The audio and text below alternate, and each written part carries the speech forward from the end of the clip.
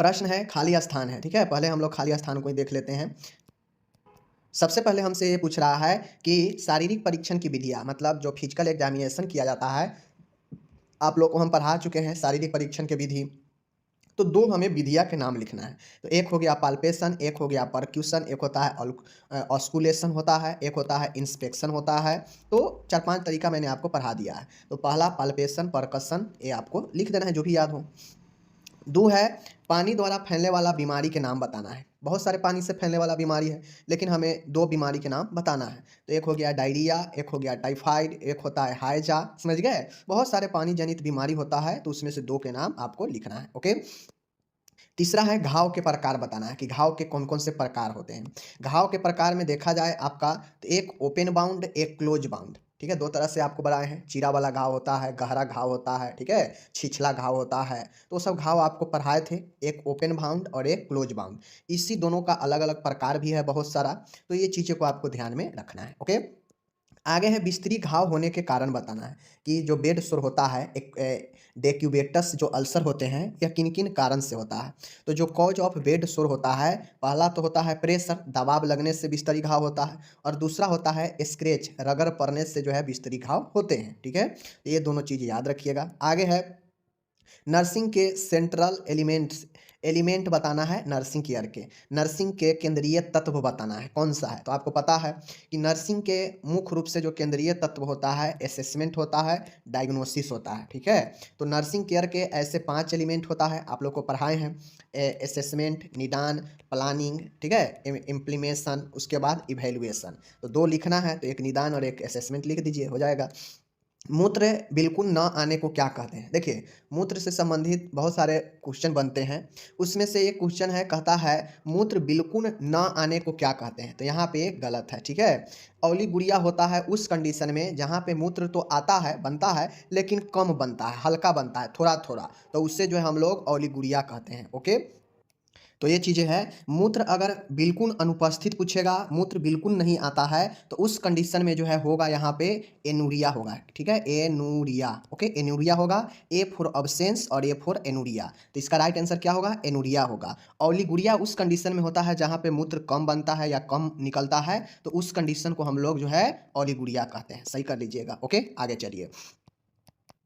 तो यहाँ पे हमसे ये पूछा जा रहा है कि एड्स के विषाणु का नाम कौन सा वायरस है? तो आपको पता है एड्स जो है एचआईवी के कारण होता है। एचआईवी एक वायरस है, ओके? आगे चलिए। तो यहाँ पे हमसे पूछा जा रहा है कि काले रंग के स्टूल को क्या कहते हैं? तो काले रंग के स्टूल को हम लोग क्या कहते हैं? मलीना कहते हैं, याद रखिएगा, ओके? चलिए, ये सब मेडिकल टर्म है। नर्सिंग दिवस किस दिन मनाया जाता है? तो आपको पता है फ्लोरेंस जो नाइटिंगेल है, उन्हीं के जन्म दिवस हुआ था, उसी दिन जो है 12 मई को मनाया जाता है नर्सिंग डे, ओके? मूत्र का अनुपस्थित, यहाँ पे देखिए उल्टा दिया है ना, मूत्र का अनुपस्थित होना क्या कहलाता है? Absence of urine is called, यहाँ भी गलत है, टाइपिंग मिस्टेक है, ठीक है? यहाँ पे क्या कीजिए? एनुरिया कीजिए, समझ गए? एनुरिया। तो क्या होगा? मूत्र का अनुपस्थित होना एनुरिया कहलाता है, ओके? एड्स वायरस होता है एचआईवी, अभी पढ़ाए हैं। काले रंग के स्टूल को मेलिना कहते हैं, ठीक है? रिपीटेड किया करके पूछा जाता है, तो मैं टोटल सभी ईयर्स के ऑब्जेक्टिव लाया हूँ, तो यहाँ पे रिपीटेड भी हो सकता है, तो टेंशन नहीं लीजिएगा। आगे देखिए, स्त्री रोग परीक्षण के लिए कौन सी पोजीशन दी जाती है? अब आपको बता दें कि महिलाओं के बहुत सारे रोग होता है जननांग का, ठीक है? जैसे डिलीवरी वगैरह भी होता है, तो वो उसके लिए जो पोजीशन दिया जाता है वह लिथोटॉमी पोजीशन होता है। जैसे आप लोग जानते हैं Fowler position, supine position, prone position, cardiac position, knee chest position, ये सब पोजीशन अलग-अलग है ना, तो उसी प्रकार से लिथोटॉमी भी एक पोजीशन है, महिलाओं के लिए काफ़ी ज़्यादा उपयोग किया जाता है, ओके? आगे है बिस्तर के कितने प्रकार? बिस्तर के बहुत सारे प्रकार होते हैं। ओपन बिस्तर, इमरजेंसी बिस्तर, ठीक है? उसके बाद होता है कार्डियक बेड होता है, सर्जिकल बेड होता है, ठीक है? ओपन बेड होता है, बहुत सारे फ्रैक्चर बेड होता है, बहुत सारे बेड होता है। तो उसी में से एक बेड होता है ओपन बेड, क्लोज बेड। आप लिखने के लिए कार्डियक बेड भी लिख सकते हैं, ठीक है? ऑर्थोपेडिक बेड भी लिख सकते हैं। तो मरीज के हिसाब से बेड तैयार किया जाता है, तो वही बेड के प्रकार हो जाता है। आगे है आसन के कितने, मतलब पोजीशन के कितने प्रकार होते हैं? तो मैंने अभी आपको पढ़ाया कि पोजीशन के बहुत सारे प्रकार हैं, मैंने नाम भी लिया। तो Fowler position, supine position, prone position, knee chest position, ठीक है? साइड लाइंग पोजीशन होता है, बहुत सारे पोजीशन होता है, कोई भी 2 पोजीशन लिखना है। बुखार के प्रकार, बुखार के बहुत सारे प्रकार होते हैं। रेमिटेंट फीवर होते हैं, इंटरमिटेंट फीवर होते हैं, रेगुलर फीवर होता है, इरेगुलर फीवर होता है, ठीक है? बहुत सारे फीवर आप क्राइसिस होता है, ठीक है? इस चीज़ को जो है ध्यान में रखिए, बहुत सारे फीवर होते हैं। हाइपरपेरेक्सिया होता है, लो पाइरेक्सिया होता है, ठीक है ना? तो ये सब चीज़ें याद रखिएगा। 17 है फ्रैक्चर के प्रकार, यानी हड्डी टूटने के 2 प्रकार बताना है। बहुत सारे प्रकार आपको पढ़ाए हैं, उसमें से 2 प्रकार लिखना है। तो एक होता है कंप्लीट फ्रैक्चर, एक होता है इनकम्प्लीट फ्रैक्चर, ठीक है? एक होता है ऑब्लिक फ्रैक्चर होता है, ठीक है? ग्रीन स्टिक फ्रैक्चर होता है, समझ गए? तो ये सब फ्रैक्चर आपको याद होना चाहिए, लॉन्ग क्वेश्चन में पूछेगा भी, ओके? एनीमा के प्रकार, और बहुत सारे एनीमा मैंने आपको पढ़ाया है, उसमें से आयल एनीमा होता है, ठीक है? आयल एनीमा है, साबुन पानी एनीमा होता है, ओके? उसके बाद जो है आपके बहुत सारे लुब्रिकेंट एनीमा होता है, बहुत सारे एनीमा होता है जिसको आपको याद करके रखना है, ठीक है? आगे चलिए। आगे हम लोग चलते हैं फिर से। आगे है, कहता है 1 ग्राम कितने ओंस के बराबर होता है? तो माय डियर 1 ग्राम जो होता है वह लगभग जो है कभी-कभी 29 ओंस देगा, कहीं पे 30 ओंस देगा, तो अपने हिसाब से जो है लिखिएगा, ठीक है? इतना के आसपास। 20 है, दर्द से निवारण पाने के दवा कौन-सा होता है? तो जो दर्द के छुटकारा के लिए जो दवाइयाँ दिया जाता है वह एनाल्जेसिक होता है, समझ गए? दर्द से राहत के लिए। मसूड़ों की सूजन को क्या कहते हैं? तो मसूड़ों की सूजन को मेडिकल टर्म में हम लोग जिंजीवाइटिस कहते हैं। क्या कहते हैं? जिंजीवाइटिस कहते हैं, ओके? मसूड़ों को सूजन को जिंजीवाइटिस कहते हैं। निगलने की कठिनाई को क्या कहते हैं? तो इसे डिस्फेजिया कहते हैं। Difficulty in swallowing is called dysphagia, okay? चलिए, हो गया ये चीज़ें। ऑक्सीजन का सिलेंडर का रंग जो होता है वह किस कलर का होता है? तो आप लोग अस्पताल में देखते होइएगा ब्लैक कलर के रहता है ऑक्सीजन का सिलेंडर जिसमें ऑक्सीजन भरा रहता है। बिस्तर के प्रकार, फिर बिस्तर के प्रकार है तो मैंने आपको बता दिया बिस्तर के प्रकार, ठीक है? ब्लैंकेट होता है, बंद होता है, खुला होता है, पोजीशन के प्रकार, supine position, Fowler's position, prone position, तो ये सब जो है यहाँ पे चीज़ें देखिए, ठीक है? तो जितने भी पूछे आपको याद होनी चाहिए, 3 पूछे, 4 पूछे, 2 पूछे, आपको लिखना है, ठीक है? बुखार के प्रकार आपको पता है, कंटिन्यूअस होता है, इरेगुलर होता है, रेगुलर होता है, रेमिटेंट होता है, इंटरमिटेंट होता है। तो यहाँ पे जितना पूछे आपको आना चाहिए, सब पढ़ा चुके हैं। फ्रैक्चर के प्रकार भी पढ़ा चुके हैं, अपूर्ण, पूर्ण, खुला, ग्रीन स्टिक, ठीक है? बहुत सारे, समझ गए चीज़ों को? रही बात यहाँ पे मैं आपको फिर से बता दूँ कि आपसे नर्सिंग प्रक्रिया का केंद्रीय तत्व पूछे या स्टेप्स पूछे प्रोसेस का नर्सिंग का, तो वही चीज़ें होता है। आपको सिर्फ बताना ये है कि 5 जो है चरण होता है, आकलन होता है, निदान होता है, ठीक है? उसके बाद योजना होता है, क्रियान्वय होता है और मूल्यांकन होता है। तो ये 5 आप लोग तत्व चरण याद रखिएगा, ठीक है? कोई 2 पूछेगा लिख देना है। बुखार के प्रकार है, वही चीज़ें हैं, आपको पता है। आगे है, दबाव के कौन-कौन से स्थान हैं जहाँ पे ज़्यादातर जो है आपको बेड सोर होने का संभावना बना रहता है। चूँकि हम लोग जानते हैं कि जहाँ-जहाँ दबाव ज़्यादा होता है वहाँ पे बेड सोर होने की संभावना ज़्यादा होते हैं। तो दबाव के स्थान आपसे पूछेगा तो बटक होता है, पीठ होता है, ठीक है? हील एड़ी होता है, उसके बाद जो है आपका दोनों केहनी होता है, ठीक है? एल्बो, उसके बाद जो है आपके पीठ बैक जो होता है कंधे का वहाँ होता है, हेड के बैक वाला पार्ट, इस सब पर दबाव लगता है और यहाँ पे बिस्तरी घाव ज़्यादा होता है। आगे है, समान ब्लड शुगर कितना होता है? तो आपको पता होना चाहिए समान ब्लड शुगर जो है डैश से डैश एमजी पर होना चाहिए। डैश से डैश एमजी पूछ रहा है, ठीक है? तो यहाँ पे आपको पता होना चाहिए नॉर्मल जो शुगर होता है 80 से जो है आपके 140 होते हैं। कितना होते हैं? 80 से 140 होता है, इसे नॉर्मल माना जाता है, ठीक है? ये चीज़ें ध्यान में रखिएगा, ओके? आगे चलिए। मूत्र का विशिष्ट गुरुत्व कितना होता है? तो माय डियर मूत्र का जो विशिष्ट गुरुत्व होता है वह यहाँ पे कह रहा है कि मूत्र का विशिष्ट गुरुत्व जो है डैश बीमारी में कम व डैश बीमारी में अधिक होता है। मतलब जो यूरिन का जो ग्रेविटी होता है किस बीमारी में कम होता है और किस बीमारी में ज़्यादा होता है। तो जो डायबिटीज़ वाले पेशेंट होते हैं उसमें जो गुरुत्व होता है, गुरुत्व मतलब होता है कि फ़ोर्स जो होता है वह यूरिन का जो फ़ोर्स होता है वह जो है एक डायबिटीज़ वाले पेशेंट में जो है कम होता है, जबकि डिहाइड्रेशन जो व्यक्ति होता है उसमें निर्जलीकरण होता है तो उसमें जो है गुरुत्व ज़्यादा होता है, क्योंकि जल शरीर में नहीं रहता है तो यूरिन जो है काफ़ी फ़ोर्स से आता है, समझ गए? ये चीज़ें हो गया। आगे है, चलिए आगे देखते हैं। आगे है, यहाँ पे अब मिलान करने वाला प्रश्न आया। तो मिलान करने वाला जो होता है अनडाइन जो होता है आपका वह नेत्र से रिलेटेड है। फुट ड्रॉप जो होता है यह व्यायाम की कमी से होता है, ठीक है? फुट ड्रॉप जो होता है कहीं न कहीं आपके व्यायाम की कमी के कारण जो है फुट ड्रॉप देखने को मिलते हैं। समझ गए चीज़ों को? चलिए आगे चलिए। आगे है, कहता है डाइथर्मी। डाइथर्मी जो होता है यह हाई फ्रीक्वेंसी करंट होता है, समझ गए? डाइथर्मी एक प्रकार से हीट जनरेट करता है जो हाई फ्रीक्वेंसी के करंट जो है प्रवाह होने से होता है, ओके? चौथा है ग्वेज। ग्वेज जो होता है वह नली द्वारा पोषण करवाने में मदद आता है ग्वेज को, ठीक है? नली द्वारा पोषण करवाना को एक दूसरा नाम से ग्वेज नाम से भी जाना जाता है। आगे है कहता है ओटाइटिस मीडिया जो होता है वह मध्य कान के संक्रमण को ओटाइटिस मीडिया कहते हैं। सेकेंड ईयर में इसका विस्तृत से पढ़ना है। अभी जानिए कि मध्य कान के मिडिल ईयर के इन्फ्लामेशन को ओटाइटिस मीडिया कहते हैं। इन्फ्लामेशन क्या होता है तो समझ लीजिए। इन्फ्लामेशन का मतलब होता है कि सूजन होना, दर्द होना, ठीक है, उस जगह पर लालिमा होना, यही जो है इन्फ्लामेशन को बताता है। समझ गए। आगे है टूर्निकेट क्या होता है तो आपको पता है कि टूर्निकेट के क्या काम होता है। तो जैसे इंजेक्शन लगाना हो तो टूर्निकेट बांधते हैं, ठीक है। उसके बाद जो है हम लोग क्या कैनुला लगाते हैं तो उसके लिए भी टूर्निकेट करते हैं। टूर्निकेट क्या करता है, ब्लड को एक साइड रोक कर रख देता है, जिससे वेन जो है फूल जाता है, उसमें लगाना इंजेक्शन आसान हो जाता है। तो टूर्निकेट रक्त स्राव को रोकने के लिए यानी ब्लीडिंग को जो है रोकने के लिए भी काम में आता है। ओके। कैपलिन क्या होता है तो कैपलिन एक प्रकार के सिर की पट्टी होता है जो कैप नुमा होता है, इसीलिए इसे कैपलिन नाम है, सिर की पट्टी को कहते हैं। ओके। फ्रैक्चर जो होता है, फ्रैक्चर का मतलब होता है कि जैसे ही फ्रैक्चर होगा आपके शरीर में, बॉडी के किसी पार्ट में, हाथ पैर कहीं भी, तो फ्रैक्चर में जैसे ही होगा तो उस बॉडी में मूवमेंट करने में डिफिकल्ट आएगा, ठीक है, कठिनाई होगा। स्पाइका जो होता है यह भी एक प्रकार के पट्टी ही होता है, स्पाइका भी, ठीक है। कॉन्स्टिपेशन, कॉन्स्टिपेशन जो होता है कब्ज को कहते हैं। और लेग्जेटिव जो दवाइयाँ होता है, यह लेग्जेटिव ग्रुप के जो दवाइयाँ हैं कॉन्स्टिपेशन को क्या करता है, दूर करता है। समझ गए। तो जो भी कब्ज के दवाइयाँ सिरप होगा वह लेग्जेटिव ग्रुप का ही होता है। समझ गए। या लेग्जेटिव एनीमा भी दिया जाता है। फिर से मिलान करने वाला है। सिलिंग्स क्या है तो सिलिंग्स एक प्रकार के पट्टी है, ट्रायंगुलर पट्टी है। सैंड बैग का इस्तेमाल कहाँ होता है, फुट ड्रॉप से बचाने के लिए होता है। समझ गए। तो इस चीज़ को ध्यान में रखिएगा। अंडाइन जो है आंखों के साफ करने के लिए इस्तेमाल में काम आता है। समझ गए। एनीमा जो होता है यह आंतों को सफाई करता है, मल को बाहर निकालता है, गंदगी को, ठीक है। कोमा क्या होता है तो कोमा, कोई व्यक्ति बहुत ज़्यादा बेहोशी, गहरा बेहोशी में है तो उसे हम लोग जो है कोमा कहते हैं। समझ गए। आगे चलिए।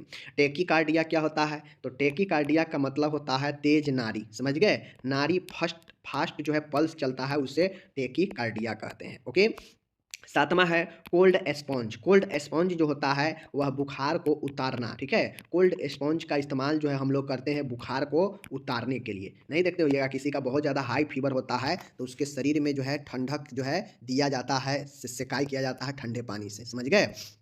आगे है खपची। स्प्लिंट का इस्तेमाल कहाँ होता है तो मानिए आपका हाथ में का उंगली जो है, उंगली अगर फ्रैक्चर कर गया है तो उस उंगली में तो बैंडेज नहीं होगा बड़ा सा, तो उसके लिए स्प्लिंट जो है उंगली के शेप में ही आता है और वह जो है उंगली में लगा दिया जाता है, जिससे जो है आपके टूटी हुई हड्डी को सहारा मिलता है। ठीक है।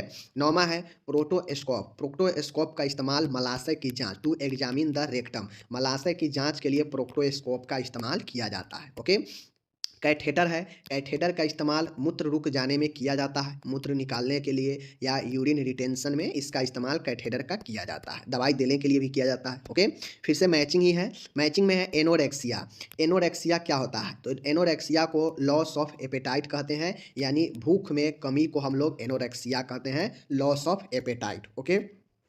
पाइरेक्सिया एक बुखार की प्रकार है, ठीक है। एराइज ऑफ बॉडी टेम्परेचर, यानी एराइज मतलब होता है चढ़ना यानी बढ़ना, टेम्परेचर यानी बॉडी का टेम्परेचर बढ़ने को पाइरेक्सिया कहते हैं। पाइरेक्सिया का दूसरा नाम फीवर है, बुखार है, ज्वर है। समझ गए।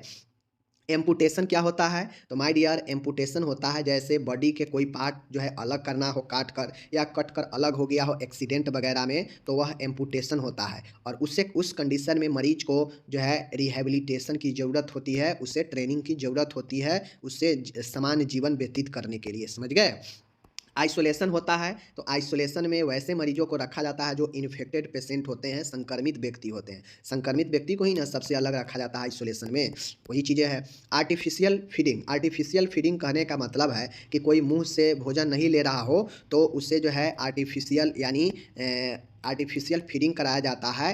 तो यह कब कराया जाता है, जब पेट का कोई ऑपरेशन हुआ रहता है तो मुंह से नाक से पाइप डाल के उससे जो है फीडिंग करवाया जाता है, तो ही आर्टिफिशियल फीडिंग होता है। ओके। फाउलर्स बेड है। फाउलर्स बेड कहने का मतलब है कि आपको पता है कि फाउलर्स बेड उसके लिए लगता है जो श्वास से संबंधित जिसको दिक्कत हो, जो हार्ट वाला पेशेंट हो, उसके लिए फाउलर पोजीशन काफ़ी उपयोगी होता है। समझ गए। Glycerine enema. ग्लिसरीन एनीमा हो, ठीक है, आयल एनीमा हो, ये एनीमा सब जो है, ग्लिसरीन भी एक प्रकार के आयल के तौर पर ही होता है, तो यह कॉन्स्टिपेशन को दूर करता है। समझ गए, कब्ज को। Seize bath. सीज बाथ जो होता है यह आपके हेमोरॉइड, कोई बवासीर का पेशेंट है तो उसको मांस निकल जाता है मल द्वार पर, या फिर उसको जो है ब्लीडिंग होता है, इचिंग होता है, पेन होता है, तो इन सब को दूर करने के लिए सीज बाथ जो है पेशेंट को सलाह दिया जाता है कि सीज बाथ करिए, यानी एक टब होता है, इस टब में जो है पानी भरा होता है, ठीक है, पानी होता है यहाँ पे, इस टब में पानी भरा होता है, इसमें थोड़ा सा कोई जो है एंटीसेप्टिक सॉल्यूशन डाला जाता है स्टेरॉइड वाला, जो दर्द वगैरह को कम कर सके, सूजन वगैरह को, इचिंग वगैरह को, तो वह जो है इस गर्म पानी में हल्का सा एक आध ढक्कन डाल दिया जाता है, मिलाकर पेशेंट को नंगा होकर इसमें बैठना पड़ता है, ठीक है, बैठना पड़ता है पूरे डूबे कर, ताकि जो है उसके आसपास के कीटाणु मरे, इचिंग कम हो और पेन जो हो रहा है उसमें भी राहत मिले। तो वही चीज़ बात होता है, हेमोरॉइड्स के लिए बहुत ज़्यादा उपयोगी होता है। 9वां है lack of oxygen. Lack of oxygen का मतलब होता है कि ऑक्सीजन की कमी, और जैसे ही ऑक्सीजन की कमी होता है मीन्स साइनोसिस कहलाता है। साइनोसिस का मतलब होता है कि बॉडी का नीला होना, जैसे ही बॉडी में ऑक्सीजन का कमी होगा आपका बॉडी नीला होने लगेगा, ठीक है, उसी को हम लोग साइनोसिस कहते हैं। Okay, urinometer. यूरिनोमीटर का मतलब होता है यह आपके यूरिन ग्रेविटी को मापता है, ठीक है, मूत्र के जो गुरुत्व होता है, स्पेसिफिक जो गुरुत्व होता है उसको मापने का काम यूरिनोमीटर करता है। ओके, फिर से मिलान है, मैचिंग है, देख लीजिए एक बार और। देख लीजिए हेमेटमेसिस। हेमेटमेसिस का अर्थ होता है, मैं आपको कितना बार बता चुका हूँ कि अगर बीच में पी वाला ना रहे, हेमोप्टाइसिस ना रहे, YSIS ना रहे, हेमोप्टाइसिस ना रहे, तो समझिएगा हेमेटमेसिस है, तो रक्त की उल्टी या उल्टी में रक्त होना, ठीक है, ये चीज़ें हैं। अगर हेमोप्टाइसिस यहाँ पे रहता तो थूक में, स्पूटम में ब्लड आएगा खांसने पर, तो उसे हेमोप्टाइसिस कहते हैं। समझ गए, दोनों में अंतर समझ गए। डायूरेटिक्स का मतलब होता है कि मूत्र के बढ़ाने वाली दवा। डायूरेटिक्स दवा होते हैं जैसे फुरसामाइड, टोरसामाइड, ठीक है, ये सब दवा क्या करता है कि आपके शरीर में जो ज़्यादा पानी तरल बढ़ता है, ये सूजन वगैरह होने पर, BP बढ़ने पर, तो उस तरल को कम करता है, मूत्र ज़्यादा त्यागता है, जिससे तरल जो है इकट्ठा बॉडी में वह निकलता है, तो मूत्र की मात्रा बढ़ा देता है डायूरेटिक्स, ठीक है।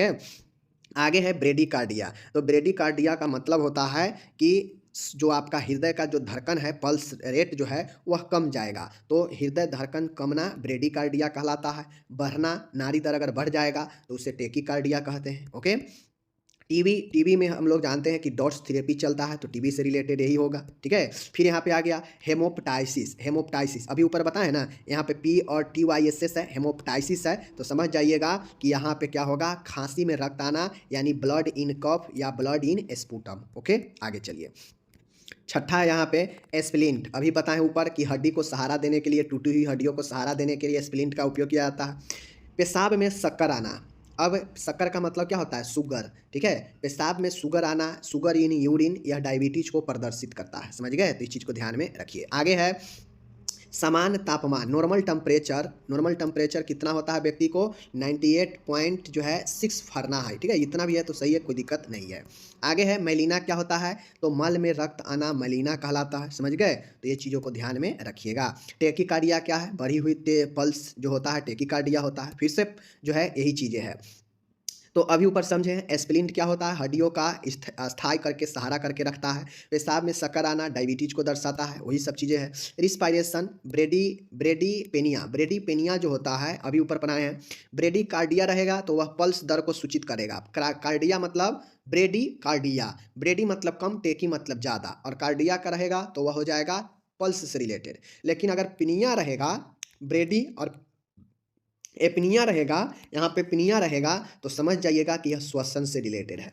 तो ब्रेडीपेनिया मतलब मंद श्वसन, कम श्वसन। जिस प्रकार से ब्रेडीकार्डिया तो कम जो है कम नाड़ी दर, तो उसी प्रकार से ब्रेडीपेनिया रहेगा तो कम श्वसन, मंद श्वसन। और यहाँ पे टेकीपेनिया रहता तो तीव्र श्वसन। जिस प्रकार से वहाँ पे तीव्र नाड़ी दर या तेज नाड़ी दर था, तो यहाँ पे तीव्र श्वसन होगा टेकीपेनिया में। ओके, 9 का नियम किसके लिए लागू होता है, तो जलने जो पेशेंट जल जाते हैं उसके लिए रूल्स ऑफ 9 जो है घाव को तय करने में जो है मदद करता है। एलोपेसिया होता है सिरों पर बालों का न होना या गंजापन होना, एलोपेसिया कहलाता है। ओके, आगे है पृथक, आइसोलेशन। संक्रामक रोग के लिए आइसोलेशन होता है। इंक्रीज पल्स, जब पल्स इंक्रीज कर जाता है, समान से अधिक हो जाता है, तो उसे टेकिकार्डिया कहते हैं, तेज नाड़ी दर। समझ गए। बेड मेकिंग, तो बेड मेकिंग क्यों किया जाता है, बिस्तर क्यों बनाया जाता है, आराम के लिए, नींद दिलाने के लिए, मरीज को जो है ठीक करने के लिए ही। समझ गए।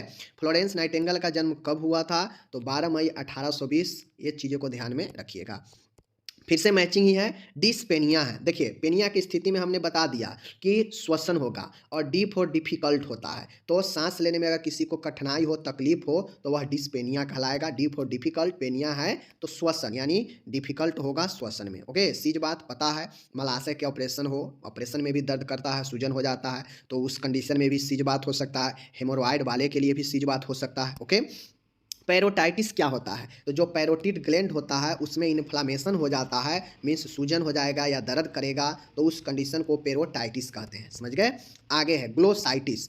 अब ये इतना सारा क्वेश्चन है, अगर एक बार देखिएगा तो समझ पाइएगा नहीं है, सब हल्का, इतना हम अच्छे से समझा रहे हैं, सब हल्का है, बट अगर नहीं आप लोग अगर मन से देखिएगा तो क्या क्लियर हो पाएगा, नहीं हो पाएगा। तो सबसे पहले कोई भी चीज़ को अगर अच्छे से पढ़ना है तो उसको लिए मेहनत समय देना पड़ेगा, वरना इसी चीज़ को अगर एग्जाम में पूछ देगा तो आप कहिएगा हम नहीं पढ़े हैं, क्योंकि आप प्रैक्टिस ज़्यादा नहीं किए। जितना बार प्रश्न आंसर को देखते हैं उतना ज़्यादा माइंड में वो चीज़ें आता है। ठीक है, आप यही चीज़ सब अगर सेकेंड ईयर में जाइएगा तो आपको लगेगा कि जा फर्स्ट ईयर तो बड़ी आसान था, हमने गड़बड़ा दिया। लेकिन होता क्या है कि फर्स्ट ईयर में स्टूडेंट जो है ज़्यादा उस चीज़ों को प्रैक्टिस करता नहीं है, बार बार सामने वो चीज़ें आता नहीं है, जिसके कारण जो है उतना सीरियस माइंड में वो चीज़ें नहीं बैठ पाता है। और यही चीज़ें जाइएगा सेकेंड ईयर में तो बार बार फिर रिपीटेड होगा, फिर आपको लगेगा कि जा फर्स्ट ईयर तो बड़ी आसान था, यहाँ पर हम गड़बड़ कर दिए फर्स्ट ईयर में। समझ गए ना। तो ऐसे ही होता है। जैसे कोई स्टूडेंट अगर 10th में है तो वह 10th में इतना ज़्यादा ध्यान नहीं देगा, बार बार चीज़ों को वह रिपीट नहीं किया रहेगा, लेकिन जैसे 12th में जाएगा तो ऑटोमेटिक 10th के सारा चीज़ जो है कहीं ना कहीं उसको माइंड में रिवाइज बार बार देखना मिलता है,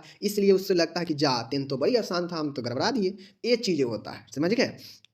तो उसी प्रकार से ग्लोसाइटिस जो होता है यह जीभ के इन्फ्लामेशन को ग्लोसाइटिस कहते हैं। अब जो लोग एक बार देखेगा उसको क्या पता है कि ग्लोसाइटिस क्या होता है, अभी देखेगा कल भूल जाएगा, बार बार दिमाग लगाएगा, बार बार माइंड में सोचेगा कि ग्लोसाइटिस ग्लोसाइटिस ग्लोसाइटिस। ठीक है, पैरोटाइटिस, पैरोटाइटिस क्या होता है, तो पैरोटिड ग्लैंड का इन्फ्लामेशन पैरोटाइटिस, ग्लोसाइटिस मतलब इन्फ्लामेशन है किसका, टंगू का। तो ऐसे याद किया जाता है। उसके बाद है टिम्पेनाइटिस। टिम्पेनाइटिस का मतलब है कि कान का जो टिम्पेनिक मेम्ब्रेन होता है, अंदरूनी भाग होता है कान का, उसका इन्फ्लामेशन जो है आपके टिम्पेनाइटिस कहलाता है। समझ गए। तो टिम्पेनाइटिस का मतलब होता है कि इन्फ्लामेशन ऑफ इनर ईयर। समझ गए। टिम्पेनिक मेम्ब्रेन आप लोग जानते हैं। एनुरिया का मतलब होता है, अब देखिए अब आया ना यहाँ पे एनुरिया, अब्सेंस ऑफ यूरिन, एनुरिया आया ना, वही चीज़ें है। हेलिटोसिस, हेलिटोसिस का मतलब होता है कि कोई व्यक्ति दुर्गंध श्वास छोड़ता है तो उसके हेलिटोसिस कहते हैं। समझ गए। जेंजिवाइटिस क्या है, मसूड़ों का सूजन पढ़ा चुके हैं। इंसोमनिया, इंसोमनिया देखिए सोमनिया वाला जो भी आएगा ना समझिएगा वह नींद की बीमारी है। ठीक है, तो जितना भी सोमनिया वाला आएगा लास्ट में वह नींद की बीमारी होगा। आइटिस लगा हुआ जितना लास्ट वाला आएगा, जैसे अभी देखें glossitis, parotitis, gingivitis, itis last में आता है ना, तो यह इन्फ्लामेशन को दर्शाता है। ओके, इंसोमेनिया होता है नींद ना आना, लैक ऑफ स्लीप। ठीक है, आगे है मेलिना। क्या है मेलिना, वही चीज़ें पढ़ा चुके हैं ऊपर। फिर से जो है आपके यहाँ पे मैचिंग आ गया। अब देखिए ब्लड प्रेशर है, हम जानते हैं ब्लड प्रेशर को किस चीज़ से मापते हैं, एस्फेग्नोमेनोमीटर से। अब हो सकता है ब्लड प्रेशर में आपको जो है 120/80 दे दिया हो, mmHg दे दिया हो एक साइड, तो आपको इससे मिलाना पड़ता, लेकिन हमने जानते हैं कि एस्फेग्नोमेनोमीटर से मापते हैं, इसलिए इससे रिलेटेड हो जाएगा। ओके, आगे चलिए। फाउलर पोजीशन है, हम लोग जानते हैं फाउलर पोजीशन को हम लोग हेड लो पोजीशन भी कहते हैं। समझ गए। हेड यहाँ पे लो रहता है। ऑक्सीजन, ऑक्सीजन कहीं ना कहीं अस्थमा से रिलेटेड है, अस्थमा वाले मरीजों को ऑक्सीजन का कमी हो जाता है जिससे दम घुटने लगता है। बेड ब्लॉक्स, बेड ब्लॉक्स क्या होता है, तो बेड ब्लॉक्स होता है अगर आपको बेड है ऐसे, ठीक है ऐसे बेड है तो मान के देखते होइएगा कि अब जो मॉडर्न बेड आता है तो उस बेड को किसी साइड से अगर उठाना हो, चाहे पैर के साइड से या फिर जो है सर के साइड से उठाना हो, किसी भी साइड से अगर बेड को ऊपर करना हो, थोड़ा सा हल्का ऊपर करना हो, तो बेड ब्लॉक्स काम में आता है। समझ गए। तो यह शौक के मरीजों को ठीक करता है। नॉर्मली यह बेड ब्लॉक्स किसी एक छोर से उठाने के लिए काम में आता है। शौक पैराप्लेजिया होता है, हेमीप्लेजिया होता है, समझ गए, क्वाड्रीप्लेजिया होता है, तो यह सब शौक के पैराप्लेजिया। ठीक है, तो इस चीज़ को जो है आपको ध्यान में रखना है। पैराप्लेजिया जिसको हम लोग क्या कहते हैं, लकवा मार देना। ठीक है, याद रखिएगा। बेड सोर होता है, बेड सोर से हम लोग जो है कैंडिस लोशन लगाते हैं, बेड सोर होने पर लोशन लगाते हैं ना, सीज बाइट हेमोरॉइड्स के लिए। ठीक है। एसेप्सिस, एसेप्सिस का मतलब होता है इन्फेक्शन रहित, आपको हम पढ़ा चुके हैं पहले। ठीक है, आपको पढ़ा चुके हैं। एक होता है मेडिकल एसेप्सिस, एक होता है सर्जिकल एसेप्सिस। सर्जिकल एसेप्सिस वह एसेप्सिस होता है जो सर्जिकल प्रोसेस में इस्तेमाल किया जाता है। मेडिकल प्रोसेस वो होता है जो नॉर्मली छोटे मोटे चीज़ों में इस्तेमाल किए जाते हैं, इन्फेक्शन वाला, इन्फेक्शन रहित चीज़ें। ठीक है, तो ये दोनों चीज़ें याद रखिएगा। हाइपर पैरेक्सिया हाइपोक्सिया का मतलब होता है बहुत ज़्यादा जो है तापमान बॉडी का बढ़ जाना, और इस कंडीशन में कोल्ड स्पॉन्जिंग बहुत ज़्यादा उपयोगी होता है। ठीक है। मुंह की देखभाल, माउथ केयर क्यों किया जाता है? तो माउथ केयर जो है पेट का ऑपरेशन, एब्डोमिनल ऑपरेशन में माउथ केयर बहुत ज़्यादा ज़रूरी होता है, तो इस चीज़ को ध्यान में रखना है। रिलेटेड है, रिलेट करना रहता है। ऐसे अगर माउथ केयर की जगह पर अगर कोई और चीज़ें दिया रहता तो ये भी चीज़ को जो है हम लोग लिखते। ठीक है, आगे चलिए। अब यहाँ पे देख लीजिए, हमें कुछ नॉर्मल वैल्यू लिखना है। नॉर्मल वैल्यू का मतलब है कि normal specific gravity of urine, यानी मूत्र का जो है समान जो है गुरुत्वीय जो है हमें लिखना है। ठीक है, तो मूत्र का जो घनत्व होता है, गुरुत्वीय घनत्व, वह होता है 0.02 से लेकर 0.30 तक। ठीक है, कभी कभी आपको ऐसे भी दे देगा 1.010 से लेकर 1.030। ठीक है, या कभी कभी यहाँ पे 25 भी दे देगा, लेकिन आपको लिखना कितना है, इतना से 30 तक लिखना है। स्पेसिफिक ग्रेविटी इतना होता है, समझ गए। आगे है समान शारीरिक तापमान कितना होता है, तो सेल्सियस में कहे तो इतना, फ़ारेनहाइट में कहे तो इतना। ओके, समान पल्स दर कितना होता है, तो आपको पता है 72 पर मिनट होता है, समझ गए। ऐसे अगर 80 तक भी रहता है तो कोई दिक्कत नहीं होता है, ध्यान में रखना है। समान ब्लड प्रेशर कितना होता है, तो नॉर्मल ब्लड प्रेशर जो होता है 120 से बाई 80 होता है, समझ गए। अगर आपसे SpO2 लेवल पूछ ले, यानी ऑक्सीजन का लेवल आपसे अगर पूछे, तो ऑक्सीजन का लेवल जो है बहुत बढ़िया जो होता है 98 या इससे ऊपर होता है तो बहुत बढ़िया माना जाता है। अगर 95 से कम है तो व्यक्ति को दिक्कत है। ठीक है, इस चीज़ को ध्यान में रखना चाहिए।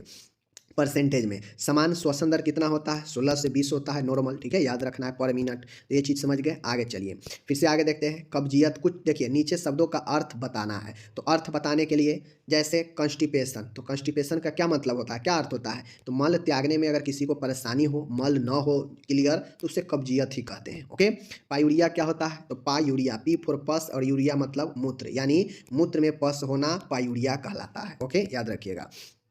प्राथमिक सहायता, तो रोगी के आपात चिकित्सीय कंडीशन में फर्स्ट एड मरीज को दिया जाता है। सबसे पहला जो उपचार होता है वह प्राथमिक उपचार ही होता है, जो रोगी को आपात स्थिति में दिया जा सकता है।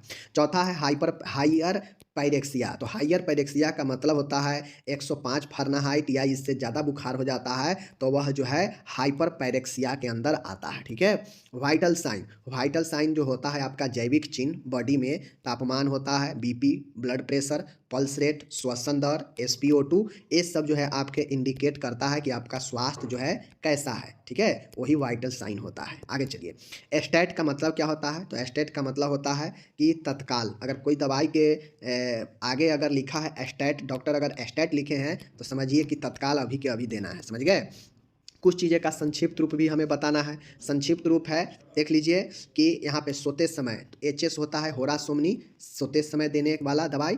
आपात स्थिति में, ठीक है, आपात अवस्था में जब आवश्यक हो तो उसे SOS कहते हैं। ठीक है, आगे है एस्टेट बता ही दिए, तत्काल अगर देना हो तो एस्टेट होता है। दिन में अगर एक बार देना हो तो वंस इन डाई, ठीक है, वंस इन डे OD होता है। दिन में 3 बार थ्राइस ए डे TDS होता है। ठीक है, इस चीज़ों को ध्यान में रखिएगा। फिर से है TDS है टर इन डाई, टर इन डाई दिन में 3 बार TDS। BD का मतलब होता है 20 इन डाई, दिन में 2 बार। फुल फॉर्म आपसे पूछेगा तो आपको TDS का फुल फॉर्म टर इन डाई लिखना पड़ेगा, दिन में 3 बार। BD का फुल फॉर्म पूछेगा तो 20 इन डाई, दिन में 2 बार। ओके, आगे है एस्टेट का मतलब समझ गए, एट वंस यानी तत्काल। IM इंट्रामस्कुलर होता है। HS होरा सोमनी होता है सोते समय। ठीक है, ORS होता है ओरल रिहाइड्रेशन सोल्यूशन होता है, आपको पहले से पता है। Acquired immunodeficiency syndrome, AIDS का फार्मूला फुल फॉर्म होता है acquired immune deficiency syndrome. Okay, आगे है डॉट्स, डॉट्स का होता है directly observe treatment short course. ठीक है, directly observe treatment short course होता है डॉट्स का फुल फॉर्म। आगे चलिए, CPR होता है कार्डियो पल्मोनरी रिससिटेशन होता है। फिर से देखिए, C for cardio, P for pulmonary, R for resuscitation. Okay, BP है ब्लड प्रेशर है, TPR है, T for temperature, P for pulse, R for respiration. ठीक है, तीनों जैविक चिन्ह है। आगे चलिए, फिर से फुल फॉर्म है। AC का मतलब होता है एंटी सीबम, एंटी सीबम का मतलब होता है भोजन से पहले, AC मतलब होता है भोजन से पहले। ठीक है, याद रखिए। HS का मतलब समझ गए, होरा सोमनी सोते समय। एस्टेट भी समझ गए, IM भी समझ गए। OM समझिए, OM का मतलब होता है ओमनी मैन प्रत्येक सुबह। ठीक है, ओमनी मैन प्रत्येक सुबह OM। ओके, फिर से TDS है टर इन डाई, प्रैक्टिस के लिए देख लीजिए, टर इन डाई यानी दिन में 3 बार। BD है 20 इन डाई, दिन में 2 बार। एट वंस एस्टेट तत्काल को कहते हैं। IM होता है इंट्रामस्कुलर। ठीक है, PV होता है परभैजिना। ठीक है, PV क्या होता है, परभैजिना होता है। HS होता है होरा सोमनी, ORS होता है oral rehydration solution. CPR cardio pulmonary resuscitation resuscitation, BP है ब्लड प्रेशर, डॉट्स होता है directly observe treatment short course होता है डॉट्स, ठीक है, ये हो गया। और एड्स है एक्वायर्ड एमिनो डिफिशियंसी सिंड्रोम। तो इस प्रकार से यहाँ पे देख सकते हैं कि जो मैंने यहाँ पे आपको बताया, अगर आप ये सब चीज़ों को पढ़ते हैं तो आपके एग्जाम के लिए काफ़ी ज़्यादा जो है यूजफुल है। और इन द ब्लैंक क्या कहता है, पहला है कि मसूरों का प्रदाह क्या कहलाता है, तो आप लोग को कितना बार बता चुके हैं, जिंजीवाइट्स होता है, जिंजीवाइट्स होता है आपका क्या चीज़, जिंजीवाइटिस होता है मसूरों का प्रदाह, ठीक है ना। रक्तचाप को बढ़ने को क्या कहते हैं, तो आप लोग को पता होना चाहिए, हाइपरटेंशन कहते हैं, क्या कहते हैं, HTN कहते हैं, हाइपरटेंशन कहते हैं रक्तचाप को बढ़ने को, ठीक है। नाड़ी दर समान से कम, हम बहुत बार बता चुके हैं कि नाड़ी दर अगर समान से कम हो जाए मतलब ब्रेडिकार्डिया, ठीक है ना, ब्रेडिकार्डिया आप लोग जाके देखिए ऑब्जेक्टिव वाला वीडियो, पता चल जाएगा, ठीक है। दर्द निवारक औषधि क्या होता है, एनाल्जेसिक होता है, एनाल्जेसिक जो है आपका दर्द निवारक गोली होता है, ठीक है। संक्रमण मुक्त डैश कहलाता है, संक्रमण से मुक्त क्या कहलाता है, तो एसेप्सिस कहलाता है, एसेप्सिस कहलाता है, ठीक है ना, एसेप्सिस कहलाता है संक्रमण से मुक्त, जो कि मैं आपको पहले भी पढ़ा चुका हूँ, ठीक है। चलिए ये हो गया। अब यहाँ पे दूसरा प्रश्न देख लीजिए, मिलान करना था। तो सबसे पहले जीर्ण रोग है, तो यह दीर्घ अवधि का क्रोनिक वाला रोग होता है, दीर्घ अवधि का, ठीक है। निरीक्षण, यह आपका एक क्या है, शारीरिक परीक्षण का एक विधि है निरीक्षण, ठीक है। कार्बोहाइड्रेट से शरीर को ऊर्जा मिलता है, हो गया, ठीक है। प्राथमिक स्वास्थ्य देखभाल, और देखिए नर्सिंग प्रक्रिया एक आपका क्या है, नर्सिंग आकलन जो होता है नर्सिंग प्रक्रिया का पहला स्टेप है, ठीक है। और प्राथमिक स्वास्थ्य देखभाल के अंतर्गत स्वास्थ्य शिक्षा दिया जाता है, ठीक है। तो ये आपका 5 नंबर, ये भी आसान है, ठीक है, जो कि मैं सब करा चुका हूँ, या कॉमन है, अपने खुद से जवाब दे सकते हैं। चलिए अब यहाँ पे ट्रू फॉल्स आपके सामने में है, ट्रू फॉल्स यहाँ पे आप लोग देख लीजिए। ट्रू फॉल्स में कहता है कि देखिए मूत्र का विशिष्ट गुरुत्वाकर्षण पास्कल नियम पर आधारित है, तो गलत है, पास्कल के नियम पर आधारित ये नहीं है, ठीक है, आर्किमिडीज के सिद्धांत पर आधारित है, ठीक है। चलिए उसके बाद ऊतक में ऑक्सीजन की कमी को एनोरेक्सिया कहते हैं, तो दोस्तों गलत है, एनोरेक्सिया का मतलब होता है कि भोजन में कमी, लॉस ऑफ एपेटाइट, ठीक है। यहाँ पे ये हो गया, हाइपोक्सिया रहता तब ऑक्सीजन का कमी होता ऊतकों में, ठीक है। मूत्र में रक्त आने को ओलिगुरिया कहते हैं, तो गलत होगा, ठीक है। बिस्तरी घाव से नर्स को जिम्मेदारी है बचाने का, तो सही बातें हैं। जब रोगी का बुखार क्रमशः गिरता है तो उसे लाइसिस कहते हैं, तो ये भी सही बातें हैं। तो आपका ऊपर के 3 गलत 2 सही, ठीक है। कितना आसान ऑब्जेक्टिव पूछा है, कहता है सूक्ष्म जीवों को पूरी तरह से नष्ट करने को डैश कहते हैं। मैंने आपको पढ़ाया कि सूक्ष्म जीवों को नष्ट करने का 2 तरीका है, या तो डिसइंफेक्ट कीजिए या फिर स्टेरिलाइज कीजिए। तो डिसइंफेक्ट पूरी तरीक़ा से जो है नष्ट नहीं करता है, लेकिन स्टेरिलाइजेशन जो होता है, जो स्टेरिलाइजेशन होता है कीटाणुनाशन, वह पूर्ण तरीक़ा से नष्ट कर देता है। तो इसमें क्या होगा, स्टेरिलाइजेशन, ओके। दर्द को दूर करने के लिए जो दवा प्रयोग की जाती है उसे हम लोग क्या कहते हैं, एनाल्जेसिक कहते हैं, दर्द रोधी, पता है ना। यहाँ पे पूछा है बिस्तरी घाव का दूसरा नाम क्या होता है, आपको पता है। बिस्तरी जो है हम लोग प्रेशर सोर कहते हैं, डेक्यूबिटस अल्सर कहते हैं, ठीक है ना, सब पढ़ा चुके हैं। डेक्यूबिटस अल्सर भी जो है हम इसे कहते हैं, चीज़ें को ध्यान में रखिएगा, ओके। नर्सिंग दिवस किस दिन मनाया जाता है, आप लोग को पता होगा, 12 मई, ठीक है, ये सब पढ़ा चुके हैं।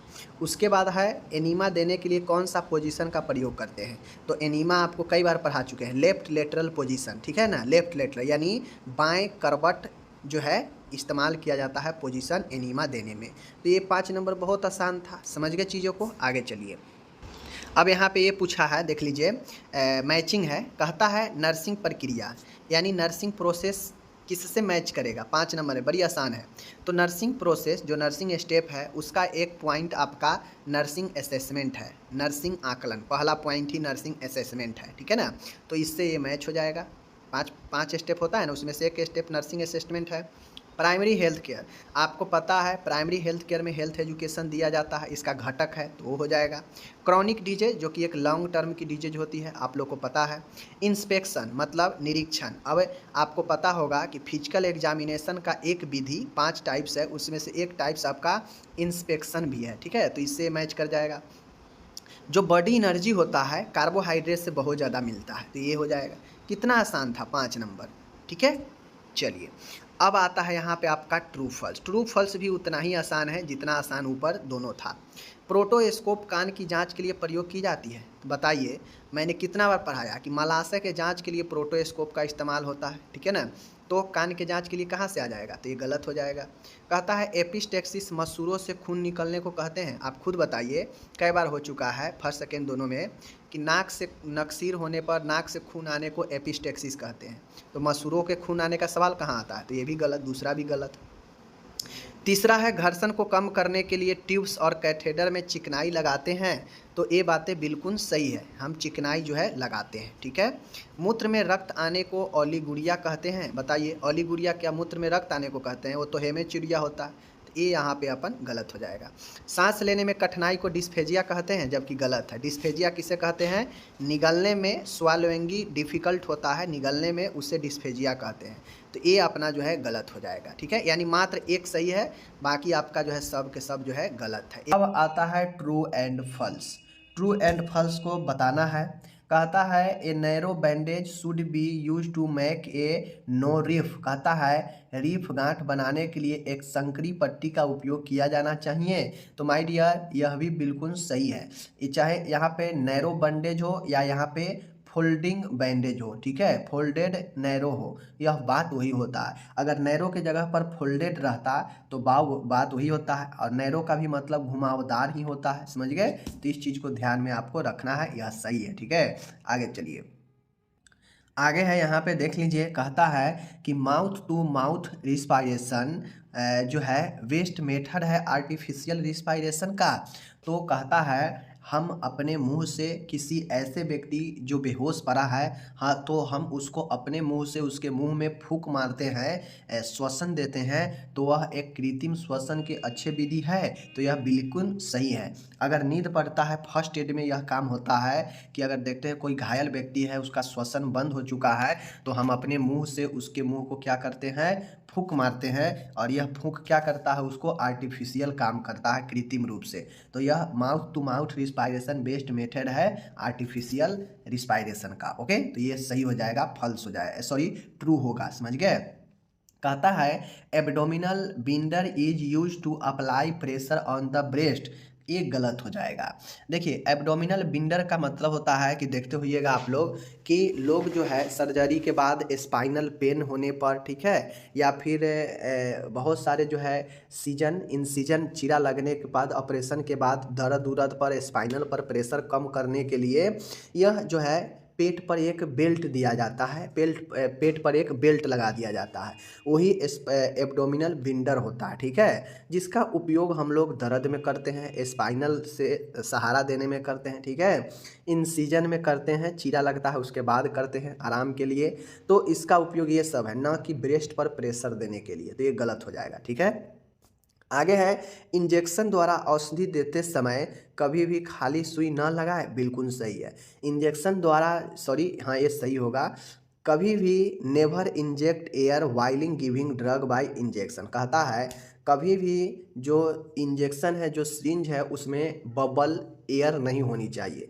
आप लोग देखते होइएगा कि इन सिरिंज में हम जब दवाई को लोड करते हैं तो उसको बबल फ्री करते हैं, मतलब उसमें से एयर प्रेशर को निकाल देते हैं, हल्का दवाई ऊपर करके, ठीक है, पिस्टन को धकेल कर उसको एयर फ्री कर देते हैं, ताकि वो एयर बॉडी में जाएगा तो बॉडी के लिए हार्मफुल होता है, ठीक है, इसलिए हम एयर को रिलीज कर देते हैं। तो वही कहता है कि इंजेक्शन द्वारा औषधि देते समय कभी भी खाली सुई नहीं लगाना चाहिए, क्योंकि खाली सुई में बबल होता है, हवा होता है, और वह हवा अंदर जाके समस्या उत्पन्न कर सकता है, इसलिए खाली सुई नहीं लगाना चाहिए। बात सही है, ठीक है।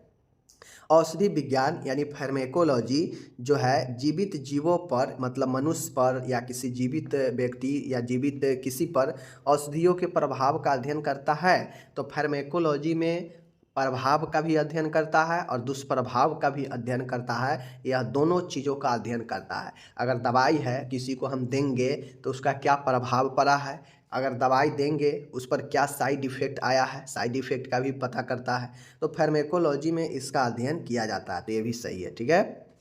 आगे है heat regulation centre is hypothalamus. हमारे ब्रेन में जो ताप का नियंत्रण होता है वह हाइपोथैलेमस के द्वारा ही होता है, ठीक है। तो यह भी हमारा राइट हो जाएगा, सही होगा, ठीक है। ये तो 10वां से ही पढ़ते आ रहे हैं।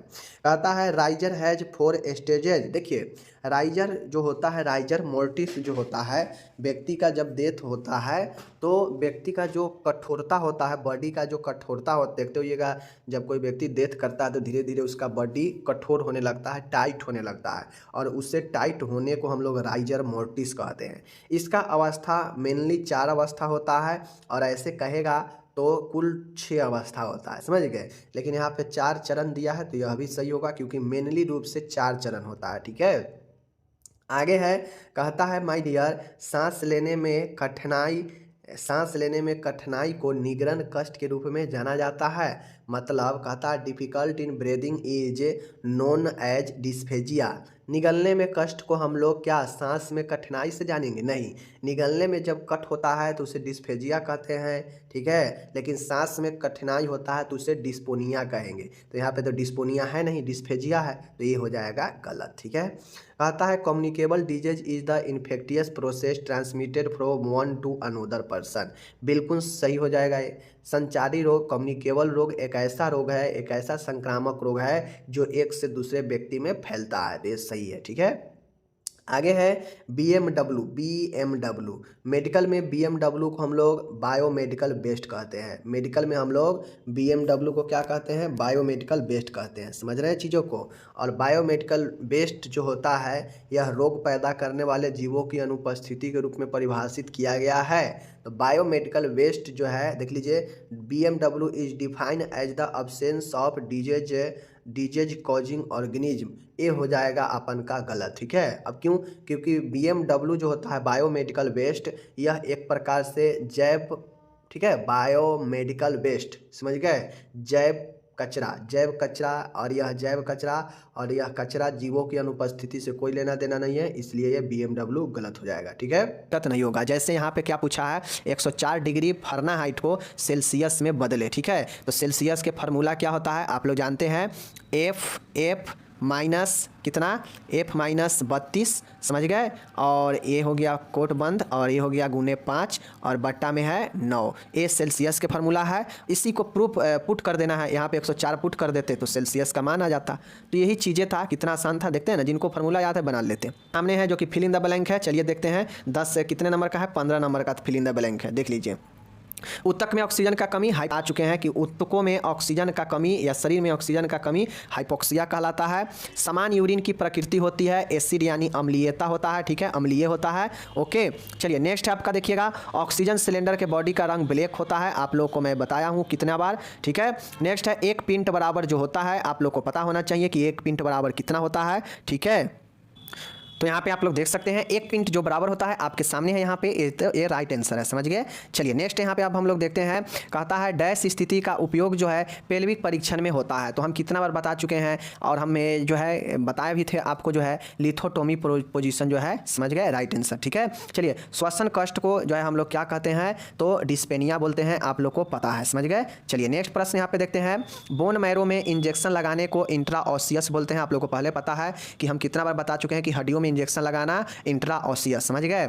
सावधानी पूर्वक हाथ की सफाई से संक्रमण कम होता है, समझ गए ना, संक्रमण या जो जीवाणु होता है वो कम होता है, समझ गए। चलिए नेक्स्ट है, देखिए 8 बूंद जो मूत्र होता है इसका इस्तेमाल जो है बेनेडिक्ट सॉल्यूशन में मिलाकर चीनी के जांच में किया जाता है। 8 बूंद राइट आंसर, ओके। चलिए कुछ समय के लिए सांस रुक जाना एपनिया होता है। एपनिया मतलब क्या होता है, श्वसन की अनुपस्थित, समझ गए। इस